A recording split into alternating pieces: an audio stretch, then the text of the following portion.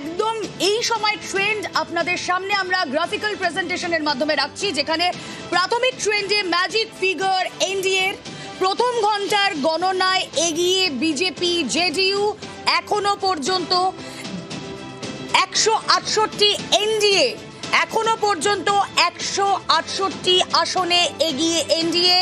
মহাগঠবন্ধন 71, মহাগঠবন্ধন 71, Jan Suraaj party একটি মাত্র আসন পেয়েছে এবং অন্যান্যরা 3। 243 আসনের বিহার বিধানসভা ভোটে এই মুহূর্তে যে ট্রেন, যে প্রাথমিক আভাস সকাল 10টায় আমরা দেখছি, সেখানে ম্যাজিক ফিগার ক্রস করে অনেকটাই এগিয়ে গিয়েছে এনডিএ। প্রথম ঘন্টার গণনা আমরা পোস্টাল ব্যালট গণনার পর দেখেছি, ইভিএম গণনার পর এখনো পর্যন্ত সকাল 10টা বেজে গিয়েছে। প্রাথমিক ট্রেন্ডে ম্যাজিক ফিগার ক্রস করে 168 এখনো পর্যন্ত 168 আসনে এগিয়ে রয়েছে এনডিএ। তেজস্বী কংগ্রেসের মহাজোট 71 আসন, জনসুরজ পার্টি প্রশান্ত কিশোরের জনসুরজ পার্টি মাত্র একটি আসন পেয়েছে এখনো পর্যন্ত। প্রাথমিক ট্রেন্ড আপনাদের যা দেখাচ্ছি, প্রথম 2 ঘন্টার গণনায় এগিয়ে বিজেপি জেডিইউ। সরাসরি চলে যাই আমাদের সঙ্গে এই মুহূর্তে बिहार থেকে রয়েছেন प्रतिनिधि अमित कुमार। अमित जी, शुरुआती रुझानों में अभी तक दिख रही है एनडीए बहुत ज्यादा आगे बढ़ गई है।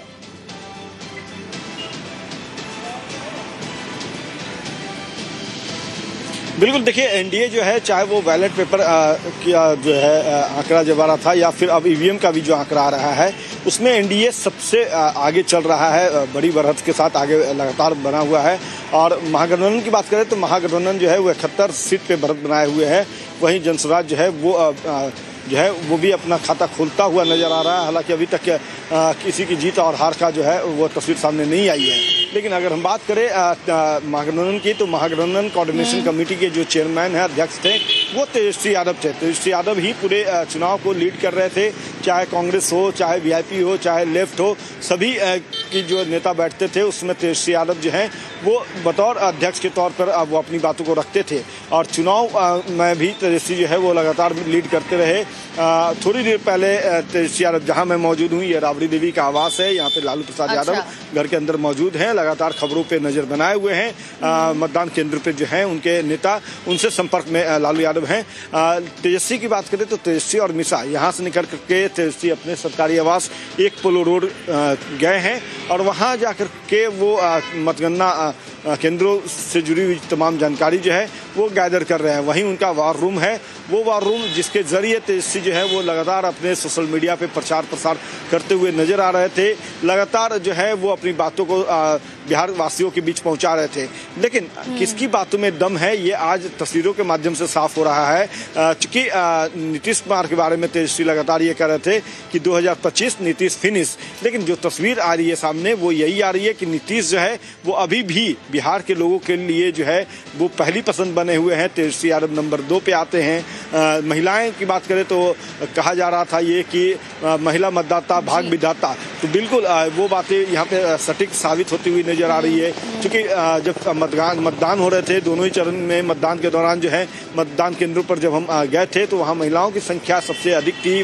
वोट कास्ट करने में महिलाएं सबसे आगे चल रही थी। और जब उनसे हम बात कर रहे थे तो अत्यधिक 90% जो महिलाएं हैं उनका यही कहना था कि वो बिहार में विकास चाहते हैं और नीतीश कुमार जो हैं वो विकास पुरुष के तौर पे उन्हें लोग देख रहे हैं। तो वो कहीं कहीं कह सकते हैं कि महिलाओं की ताकत जो है वो नीतीश कुमार के साथ जुड़ी है। और आज इसी का ये फलाफल है कि ये तस्वीर जो है वो आंशिक रूप से सामने आ रही है। हालांकि सरकार का गठन जो है वो कह सकते हैं हमारे साथ बने रहिए। बिहारेर प्रत्येकटा राजनैतिक दलेर काछेई महिला भोट এবং তাদেরকে ফিনান্সিয়ালি সশক্তিকরণ, এটা এইবারের ভোটে একটা বড় বিষয় ছিল। সেটা কি ভোট বাক্সে কোনো রিফ্লেকশন আনবে? অবশ্যই আমাদের আলোচনা চলতে থাকবে। এই মুহূর্তে আমাদের সঙ্গে যারা রয়েছেন আলোচনায় একবার ইন্ট্রোডিউস করিয়ে দিই। রাজনৈতিক বিশ্লেষক দেবশ্রী ভট্টাচার্য রয়েছেন, সিপিআইএম এর তরফ থেকে রয়েছেন প্রদীপ দাশগুপ্ত, সঙ্গে রয়েছেন কংগ্রেসের তরফ থেকে অরিন্দম গোস্বামী, আমাদের সঙ্গে রয়েছেন বিজেপির তরফ থেকে শঙ্কুদেব পণ্ডা এবং সঙ্গে রয়েছেন নেটওয়ার্ক 18 এর এডিটর ইস্ট বিশ্ব মজুমদার। আমি শুরুতে বিশ্বদার কাছে এখন যাই। বিশ্বদা, এই বিহারের নির্বাচন তুমি একদম বিহারের মাটিতে দাঁড়িয়ে সেটা প্রত্যক্ষ করে এসেছো। একটাই দুটো শব্দ বলা যায় ঘোরাফেরা করছে, প্রত্যাবর্তন না পরিবর্তন। দেখো, বিহারের ভোটের আগে যেটা মনে করা হয়েছিল বিহার ভোট ঘোষণার পরে পরে কিন্তু একটা মানে ওখানে একটা ফাইট ছিল এবং বড় ধরনের ফাইট ছিল, তুল্যমূল্য লড়াই ছিল। কিন্তু এই তুল্যমূল্য লড়াইটা দেখো, বিহার পলিটিক্স পুরোটাই জাতপাতের পলিটিক্স, এর মধ্যে কোথাও কোনো সন্দেহ নেই, জাতপাতের বাইরে বিহারের কোনো পলিটিক্স হয় না। সেই জন্য প্রত্যেকটা রাজনৈতিক দল নিজেদের জাতের প্রার্থীকে দাঁড় করায় এবং বিহার পলিটিক্সটা পুরো কন্ট্রোল করছেই ওবিসি আর ইবিসি। বিহারের 27% হচ্ছে ওবিসি আর 36% হচ্ছে ইবিসি। এই ওবিসি এবং ইবিসির মিলিত সংখ্যা হচ্ছে 63%। এই 63% ভোট যেদিকে যাবে সেদিকেই সরকার তৈরি হবে, সেটা স্বাভাবিক। লালু প্রসাদের আরজেডি মূলত যাদব ভোট নির্ভর এবং ওরা ওবিসি সম্প্রদায়ের, তাদের মোটামুটি 14% ভোট আছে। এই 14% ভোট বাদ দিলে কিছু মাইনরিটি ভোট যাদবদের থাকে, কিন্তু মাইনরিটি ভোট আবার ভাগ হয়, সেটা ভাগ হয় হচ্ছে 3টে ভাগে। কংগ্রেস কিছুটা পায়, আরজেডি কিছুটা পায় এবং লেফট কিছুটা পায় এবং ওএসিও তাতে ভাগ বসায়। সুতরাং এটা স্বাভাবিক ছিলই যে নীতিশ কুমার বেশ কিছুটা এগিয়ে আছে, কিন্তু নীতিশ কুমার কয়েক মাইল এগিয়ে গেল দুটো কারণে। এটা স্বীকার করতে কোনো দ্বিধা নেই যে মহিলাদের জন্য 10,000 টাকা করে ব্যাংক অ্যাকাউন্টে দেওয়া যে টাকাটা, সে টাকাটা একটা বিরাট বিরাট ফ্যাক্টর হয়ে গেছে। আমি নিজে জানি যে ভোটের আগের দিন পর্যন্ত ব্যাংক অ্যাকাউন্টে টাকা জমা পড়েছে। তার কারণ ইলেকশন কমিশন থেকে স্পেশাল পারমিশন করিয়ে অনগোয়িং প্রজেক্ট হিসেবে দেখিয়ে এইটা করে দেওয়া হয়েছে এবং এই টাকাটা একটা বড় ফ্যাক্টর। কারণ বিহারে মানুষদের যে গড় রোজগার, সেই গড় রোজগারের মানে সংখ্যাটা এতটাই কম। তুমি জানো যে বিহারের অধিকাংশ মানুষ বাইরে কাজ করতে যায়, জনমজুর খাটতে যায় এবং তারা এত কম পয়সায় জনমজুর খাটে যে সেখানকার স্টেটের লোকেরা বিক্ষোভ বা বিদ্রোহ করে যে ওরা আমাদের এসে কাজ কেড়ে নিচ্ছে। এইরকম একটা গরিব বিহারে ব্যাংক অ্যাকাউন্টে 10,000 টাকা করে পড়া কিন্তু একটা বড় ব্যাপার। এই কারণে প্রথম দফা ভোটের ঠিক আগের দিন তেজস্বী যাদব আচমকা ঘোষণা করে দিলেন যে তিনি ক্ষমতায় আসলে 30,000 টাকা করে দিয়ে দেবেন। তার একটা যোজনার নামও দিলেন, কি মাইহার যোজনা বলে একটা নামও দিলেন, 30,000 টাকা করে। কারণ তেজস্বী কোথাও বুঝতে পারছিলেন যে লড়াইটা ক্রমশ একপেশে হয়ে যাচ্ছে। তার কারণ বিহারের যে ভোট পলিটিক্স, যে প্রত্যন্ত অঞ্চল, শহর বাদ দিলে ডেভেলপমেন্ট অবশ্যই একটা ফ্যাক্টর, ডেভেলপমেন্ট তো পাটনা শহরে হয়েছে, কিন্তু তার বাইরে যে বিস্তৃত বিহার পড়ে রয়েছে, বিরাট বিহার পড়ে রয়েছে, সেখানে তো সে অর্থে এখনো পর্যন্ত কিছু হয়নি। সেই জায়গায় এইটা একটা বড় কাজ করেছে। যদি আমি গোটা বিহারকে 5টা অঞ্চলে মোটামুটি ভাগ করে, বিহারের পলিটিক্স যারা জানে, একটা হচ্ছে তিরহুত, একটা হচ্ছে এই যে যদি ম্যাপটা দেখো, একটা হচ্ছে তিরহুত, একটা হচ্ছে মিথিলাঞ্চল, একটা হচ্ছে সীমাঞ্চল, একটা হচ্ছে মগধ, একটা হচ্ছে ভোজপুর। এই 5টা অঞ্চলে যদি ভাগ করো, এই 5টা অঞ্চলের মধ্যে যে একমাত্র সীমাঞ্চল, এই সীমাঞ্চল এলাকা কোনটা? এই সীমাঞ্চল এলাকা হচ্ছে পশ্চিমবঙ্গের আশপাশে, আরারিয়া, কিষানগঞ্জ, পূর্ণিয়া, কাটিহার, একদিকে পশ্চিমবঙ্গ রয়েছে, অন্যদিকে নেপাল রয়েছে এবং খুব কাছে বাংলাদেশও আছে। এইরকম একটা জায়গায় সব থেকে বড় ফ্যাক্টর হচ্ছে মাইনরিটিরা। এইখানে 50%-এর উপর মাইনরিটি রয়েছে এবং এই জায়গাতে গতবার আসাদুদ্দিন ওয়েসি দাঁড়িয়ে কিন্তু মাইনরিটি ভোট কেটে আরজেডি এবং কংগ্রেসকে হারিয়ে দিয়েছিলেন এবং অনেকগুলো সিটও পেয়েছিলেন। এবং এসআইআর যে হয়েছে, এই এসআইআর এর সব থেকে বেশি নাম বাদ গেছে কিন্তু এই সীমাঞ্চল এলাকায়। সীমাঞ্চল এলাকার আসনগুলো যদি জানি না আমি এখন এই মুহূর্তে সীমাঞ্চল এলাকার আসনগুলো কতটার মধ্যে কতটা কে পেয়েছে, আমার নিজের ধারণা সীমাঞ্চল এলাকায় হয়তো বিজেপি নিজেদের বা এনডিএ জোট কিছুটা হলেও নিজেদের জায়গা উদ্ধার করতে পেরেছে। তা বাদে যদি তিরহুত দেখো, এই তিরহুত একদম ওপরের দিকে, ঐতিহাসিক দিক থেকে অত্যন্ত গুরুত্বপূর্ণ অঞ্চল। এর মুজফ্ফরপুর, পূর্ব চম্পারণ, পশ্চিম চম্পারণ, বৈশালী, সীতামারি, শেহর, এইগুলো নিয়ে তিরহুত এলাকা। এই তিরহুত এলাকায় মানে ঐতিহাসিক দিক থেকে গুরুত্বপূর্ণ, কারণ তুমি জানো যে চম্পারণে যে কথা বললাম, এই চম্পারণে প্রথম সত্যাগ্রহ করেছিলেন মহাত্মা গান্ধী।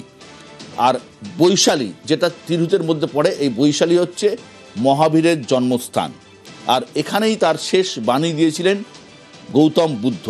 এবং সীতামারির যে কথা বলছি, সীতামারিতে শোনা যায় যে সীতা নাকি এখানেই জন্মেছিলেন। এখানে তুমি জানো যে প্রধানমন্ত্রী নরেন্দ্র মোদী ঘোষণা করেছেন এখানে তারা জানকী মন্দির তৈরি করবেন প্রায় 900 কোটি টাকা খরচা করে। এই তিরহুত এলাকা একদম হচ্ছে ধর্মীয় এলাকা এবং এটা বিজেপির গড়। এই তিরহুত এলাকায় যদি পরবর্তীকালে তুমি আমাদের দেখাও যে তিরহুত এলাকাতে কত আসন বিজেপি বা এনডিএ পেয়েছে, তার উপর কিন্তু অনেকটাই নির্ভর করছে। আমরা পূর্বী চম্পারণটা পাচ্ছি বিশ্বদা, এখনো পর্যন্ত 12টার মধ্যে 10টাই এগিয়ে এনডিএ। আমি একদম এই কথাটাই বলতে চাইছিলাম যে এই তিরহুত এলাকাটা হচ্ছে পুরোপুরি ধর্মীয় এলাকা। এখানে সীতা, গৌতম বুদ্ধ, মহাবীর প্রত্যেকের ইতিহাস জড়িয়ে আছে এবং এই তিরহুত এলাকা কমপ্লিটলি এনডিএর গড়। এই তিরহুত এলাকাতে যদি না মানে মহাগঠবন্ধন দাঁত ফোটাতে পারে, কোনোভাবে বিহারের কাছাকাছি পৌঁছতে পারবে না। আচ্ছা, তো তিরহুত একটা বড় এলাকা যেটা বিজেপির একদম হাতের মধ্যে পড়ে। সেকেন্ড কি?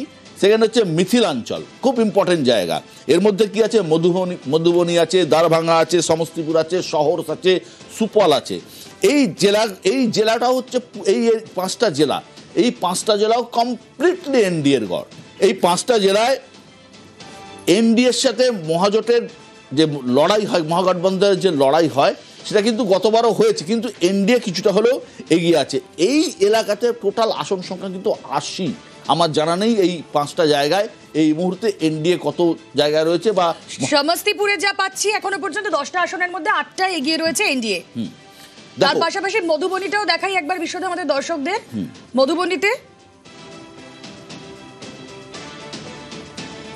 আমরা দেখছি 10টার মধ্যে 8টা এগিয়ে রয়েছে এনডিএ। আমি যে কথাটা বলছিলাম, এটা একটা খুব 80টা আসন রয়েছে এই এলাকায়। এই 80টা আসনের এই এলাকায় কিন্তু তুল্যমূল্য লড়াই হওয়ার কথা, কিন্তু সেটা হচ্ছে না। এবং তুমি যদি দেখো যে ভোটার অধিকার যাত্রা যে করেছেন রাহুল গান্ধী এবং তেজস্বী যাদব, প্রধানত এই এলাকাদের উপর দিয়ে করেছেন, কারণ তারাও জানেন এই এলাকার দখলটা নিতে হবে। এই ভোট অধিকার যাত্রা পুরোটাই কিন্তু এরা এই এলাকায় করেছেন, কিন্তু ভোটের ফলাফলে দেখা যাচ্ছে এই ভোট অধিকার যাত্রায় কিন্তু প্রভাব কিন্তু পড়েনি। আমি সীমাঞ্চলের কথা বললাম, একমাত্র সীমাঞ্চল এলাকা, যে সীমাঞ্চল এলাকাতে কিন্তু মহাগঠবন্ধন অর্থাৎ এনডিএ থেকে মহাগঠবন্ধন এগিয়ে আছে বিকজ অফ মাইনরিটি ভোট। আমার জানা নেই এই সীমাঞ্চলের, যদি আমাদের দেখাও যে সীমাঞ্চলের এক্স্যাক্টলি রেজাল্টটা এই মুহূর্তে কী হচ্ছে। সীমাঞ্চলে কিন্তু অনেকগুলো সিট রয়েছে। আর একটা বিষয় হচ্ছে, আর একটা গুরুত্বপূর্ণ লাগছে মগধ কি আছে, এর মধ্যে গয়া আছে, নওয়াদা আছে, ঔরঙ্গাবাদ আছে, জাহানাবাদ আছে এবং আরওয়াল আছে। এবং তুমি জানো যে এই জায়গাটার মধ্যে পাটনাও পড়ছে। এবং এই এলাকাটায় কমপ্লিটলি জাতপাতের উপর পলিটিক্স হয়, এখানে অন্য কিছুর উপর পলিটিক্স হয় না, এবং এই এলাকাটাতে পুরো জাতপাতের পলিটিক্স হয়। আমি যদি ম্যাপটা আবার দেখাই, তাহলে এখানে কিন্তু লেফট সক্রিয়, মানে সিপিআইএমএল এর বেশ কিছু সিট এই মগধ জোনে রয়েছে। 5 নম্বর হচ্ছে ভোজপুরে পড়ছে, ভোজপুরের ভাষা বলি, ভোজপুর, বক্সার এবং আশপাশের জেলা। এখানে মহাজোট ভালো ফল করেছিল এবং এই ভোজপুর কিন্তু নকশালদের একটা বড় গড় ছিল এক সময়। এখনো ভোজপুরের 7 মধ্যে 3টেতে এগিয়ে রয়েছে এনডিএ, অনলি 3টেতে। তার মানে ভোজপুরে আমি যেটা বলছিলাম, ভোজপুরে কিন্তু 7 মধ্যে 4টেতে মহাগঠবন্ধন এগিয়ে আছে, 3টেতে এখনো পর্যন্ত। হ্যাঁ, তো এই কারণে বলছি এই ভোজপুর এলাকায় একটা বড় প্রভাব রয়েছে সিপিআইএমএল এর, কারণ নকশাল প্রভাবিত এলাকা এই ভোজপুর। সুতরাং এই এলাকা থেকে কত সিট মহাগঠবন্ধন বার করতে পারবে তার উপর কিন্তু লড়াই হবে। মোটের উপর আমার যেটা ব্যক্তিগতভাবে মনে হয়, জাতপাতের যে লড়াই, নীতিশ কুমার 9বারের মুখ্যমন্ত্রী, 9বার ভারতবর্ষে মুখ্যমন্ত্রী হিসেবে শপথ নিয়েছেন এমন লোক কিন্তু খুঁজে পাওয়া যাবে না। সম্ভবত 10মবারের জন্য নীতিশ কুমার মুখ্যমন্ত্রী পদে শপথ নেবেন, কিন্তু বিহারের জাতপাতের লড়াইকে ছাপিয়ে এবারে কিন্তু উঠে এসেছে একটা বড় বিষয়, সেটা হচ্ছে মহিলাদের ভোট। মহিলাদের তুমি যদি দেখো ভোটের যে হার পড়েছে, সেই ভোটের হারে কিন্তু প্রায় 8% বেশি, 71% মহিলারা ভোট দিয়েছেন। সুতরাং ভোটের যে হার দেখা গেছে তাতে কিন্তু আমার মনে হয়েছে যে মহিলাদের ভোট একটা বড় ফ্যাক্টর। হ্যাঁ, শঙ্কুদেব। বিশ্বদার বক্তব্য শুনে মনে হচ্ছে যে এবারে বিশ্বদার বক্তব্য ধরে পশ্চিমবঙ্গ সরকার অন্তত ইলেকশনের আগে 10,000 টাকা করে বাংলার মহিলাদের দেবে। ওই 500, 100, 600, 200 না দিয়ে এবার 10,000 টাকা করে দেওয়ার পথে এগোবেন, এটা বিশ্বদার ইন্ডিকেশন। কিন্তু আমি বিশ্বদাকে বলবো যে রাজনৈতিক মহলের অনেকে কিন্তু এই কথাটা বলছেন যে লক্ষ্মীর ভান্ডারের মডেল ফলো করা হয়েছে। বিশ্বদা খুব দুটো জায়গায় মহিলাদের জন্য তো কাজ করতে হবে। এখন কেউ যদি সেখানে কম পয়সা দেন তো প্রশ্ন উঠবে। আমার বক্তব্য সেখানে না, আমার বক্তব্য হচ্ছে বিশ্বদা একটা খুব গুরুত্বপূর্ণ জায়গা বলেছেন, যেটা ধরুন ভোজপুর, যেখানে ধরুন নকশাল অধ্যুষিত এলাকা এবং মগধের কিছু জায়গা, এই সমস্ত জায়গাতে একটা কথা তো স্বীকার করতে হবে যে কেন্দ্রীয় সরকার যে যেভাবে মাওবাদী অ্যাক্টিভিটিসের বিরুদ্ধে অভিযান চালিয়েছে তাতে গণতন্ত্র প্রতিষ্ঠিত হয়েছে। এই সমস্ত জায়গায় বহু জায়গায় নির্বাচনই হতে দেওয়া হতো না, বহু জায়গায় সরাসরি নকশালি যারা ছিলেন তারা বন্দুকের নলের ডগায় ক্ষমতার উৎস দেখিয়ে বহু জায়গায় নির্বাচনকে প্রভাবিত করতেন, ফলে সিট অটোমেটিক্যালি অন্যদিকে যেত। সেগুলো তো এবারে গণতান্ত্রিক প্রক্রিয়ায় নির্বাচন হয়েছে বলেই ফলাফল অন্যরকম হচ্ছে। এবং প্রশাসনিক জায়গায় যে এবারের এনডিএ গভর্নমেন্ট যতদিন কাজ করেছে বিহারে, তাতে যে তারা সফল, তারা যে পরিষেবা পৌঁছে দিতে পেরেছে, তারই ফসল হিসেবে আমরা এই রেজাল্ট পাচ্ছি। এত সত্ত্বেও আমরা দেখলাম একেবারে ভোটের আগে পর্যন্ত রাহুল গান্ধী, ভোটের পরেও রাহুল গান্ধী বলছেন ভোট চুরি হয়েছে, প্রচুর ভোট চুরি হয়েছে। দেখুন, আমি আপনাকে কথা বলবো যে এসআইআর নিয়েও পশ্চিমবাংলাতে প্রভাব আসবে, কারণ যারা এসআইআর নিয়ে এত বিরোধিতা করছিলেন তারা তো বুঝতে পেরেছেন যে এই এসআইআর নিয়ে নির্দিষ্ট কোনো অভিযোগ তো তারা জানাননি। এখন টেলিভিশন চ্যানেলে অভিযোগ করা, রাস্তায় দাঁড়িয়ে বক্তৃতা দেওয়া, আর নির্দিষ্ট প্রসেস মেলে ইলেকশন কমিশনে গিয়ে কমপ্লেন করা, সেই দুটোর মধ্যে তো ডিফারেন্সেস আছে। যে 40 লক্ষ ভোট কাটা গেছে তাতে এমন অনেক নাম আছে তাদের কোনো, তারা ক বছর আগে মারা গেছেন। তো ফলে প্রপার ইলেকটোরাল কলেজ তৈরি করা যে কোনো নির্বাচনী প্রক্রিয়ার জন্য অত্যন্ত জরুরি, এবং রাজনীতির ঊর্ধ্বে উঠে সমস্ত দলকে সেটা সমর্থন করা উচিত। এখানে এই জায়গা তৈরি কেন হবে যে আমি প্রপার ইলেকশন প্রসেস তৈরি করতে দেবো না, আমি প্রপার শঙ্কু যেটা বলছে আমি শুনছিলাম, নকশাল বিহারে বহুদিন আগে থেকে নেই, ওই পলিটিক্স চলে গেছে। ছত্তিশগড় ছাড়া ভারতবর্ষের অন্য জায়গায় নকশাল নেই, 1 নম্বর। 2 হচ্ছে যে ওটা নেই, নকশালদের যে প্রভাব আছে, যে অর্গানাইজেশন, আমি দীপঙ্কর ভট্টাচার্যের সাথে ব্যক্তিগতভাবে কথা বলেছি, আমি নিজেই দেখেছি যে একটা কিন্তু প্রভাব সিপিআইএমএল এর রয়েছে। এবং যে ভোটটা শিফট হচ্ছে, ধরো একটা ভোট 2024-এ একজনকে দিলে 2025-এ আরেকজনকে দিতে পারে পলিটিক্সের ক্ষেত্রে, কিন্তু বামেদের যে ভোটটা ওখানে রয়েছে সেটা কিন্তু ইনট্যাক্ট। গতবার 19টা আসনে লড়ে 12টা সিট পেয়েছিল সিপিআইএমএল, স্ট্রাইক রেট সব থেকে ভালো ছিল। এবার তারা 20টা আসনে লড়েছে, এবং তাদের যে ক্যান্ডিডেট এবং তাদের যারা ভোট ব্যাংক, আমার নিজের ধারণা এবারও স্ট্রাইক রেট সব থেকে ভালো বামেদেরই হবে, মানে সিপিআইএমএল এর হবে। কারণ ওরা মাটিতে অর্গানাইজেশনটা করছে, ভোট একদিনে আসে না, এরা পার্ট টাইম পলিটিক্স করে।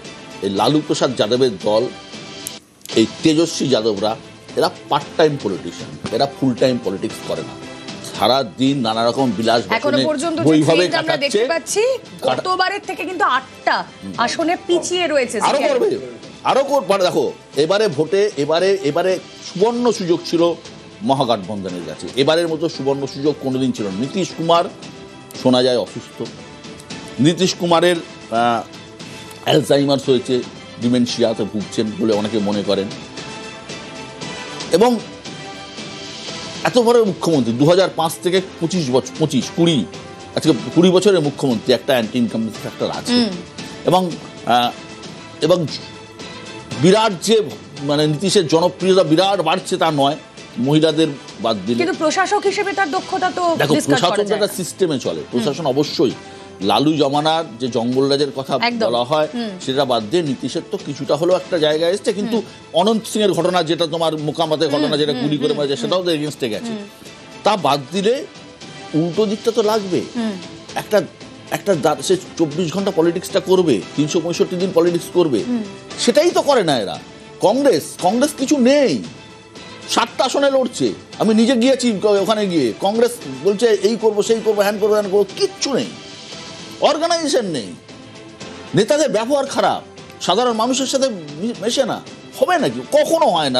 আমি ঠিক এখান থেকে একটু অরিন্দমের কাছে যাই। অরিন্দম, এই মহাগঠবন্ধনের যারা শরিকরা ছিল, যে কথা বিশ্বদা বললেন যে মহাগঠবন্ধনের একটা হাই চান্স ছিল, এখনো পর্যন্ত it is too early two comment anything, কিন্তু এই মহাগঠবন্ধনের শরিকদের মধ্যেই আমরা দেখেছি যে একে অপরের বিরুদ্ধে এরাই লড়ছে, এরাই প্রার্থী দিচ্ছে, এইরকম একটা সময়ও এসেছিল। না, এই সমালোচনা তো আমাদের মেনে নিতেই হবে। আমরা যদি আরো সবাই একসাথে লড়াইটা করতে পারতাম তাহলে আরো ভালো হতো। কিন্তু দেখো পরিষ্কার কথা হচ্ছে যে কেবলমাত্র দেখো এইটা তো সত্যি কথা যে কংগ্রেস বলো বা অন্যান্য যেই দলগুলো আমরা একসাথে লড়াই করছি, আমাদের কোথাও না কোথাও ভিন্নতা আছে বলেই আমরা আলাদা আলাদা দল। সেই জায়গায় আমরা একটা কমন মিনিমাম ফ্যাক্টরের ওপর দাঁড়িয়ে একসাথে লড়াই করছি, সেটা যদি সব জায়গায় হতো তাহলে ভালো হতো, কিন্তু দ্বিমত কোথাও না কোথাও হয়েছে, সেই জায়গায় আমরা আলাদা আলাদা লড়েছি। কিন্তু পরিষ্কার কথা হচ্ছে লড়াইটা তো কেবল এইটা নয়, লড়াইটা হচ্ছে বিহারের যে পরিস্থিতি সেইটা আমরা বারবার করে বলছি। বিশ্বদা বলছিলেন যে আমাদের নেতাদের ব্যবহার খারাপ, দেখো বিহারের কোনো নেতার সাথে ব্যক্তিগতভাবে আমার সম্পর্ক নেই, আমি তাদের সাথে দেখা টাকা করিনি, কার সাথে খারাপ ব্যবহার ইত্যাদি আমি জানি না, কিন্তু এটাও তো সত্যি কথা যে বিহারের যে বর্তমান পরিস্থিতি, আমি যেটা বারবার করে আগের সেটাও বলার চেষ্টা করছিলাম যে বিহারে ইনস্টিটিউশনের অভাব, সেটা শিক্ষা বলো, সেটা রোজগার বলো, দীর্ঘদিন ধরে এই যেটা যেমনটা বলছিলেন যে 20 বছরের মুখ্যমন্ত্রী, 20 বছর ধরে মুখ্যমন্ত্রী, তারপরে শিক্ষা, স্বাস্থ্য, মানে প্রত্যেকটা ক্ষেত্রে বিহারের যে যুবক সম্প্রদায় তাদেরকে বিহারের বাইরে চলে যেতে হয়। আমাদের মেন ইস্যু ছিল এইটা যে বিহারিরা যে বিহার ছেড়ে চলে যাচ্ছে সেইটাকে আটকাতে হবে। সেই জায়গায় দেখো কেউ কিচ্ছু করেনি, কোনো সরকার এসছে সে কিচ্ছু করেনি এমনটা আমরা বলতে পারবো না। বারবার করে প্রশাসনের কথা হয়, প্রশাসনিক দিক থেকে কি কি হয়েছে, হ্যাঁ হয়তো রাস্তাঘাট কিছু না কিছু নিশ্চয়ই হয়েছে, আমরা সেই জায়গায় যাচ্ছি না, কিন্তু বিহারের যে যুবক সম্প্রদায় তাদের যে প্রধান ইস্যু শিক্ষা, স্বাস্থ্য এবং রোজগার, এই তিনটে নিয়ে আমরা লড়াই করেছিলাম। আর বিশ্বদা এই প্রশ্নটা সেই লড়াইয়ের প্রতিফলন কি হয়, আমরা একটা ছোট্ট বিরতি নিই, আমরা এই আলোচনাতেই ফিরবো।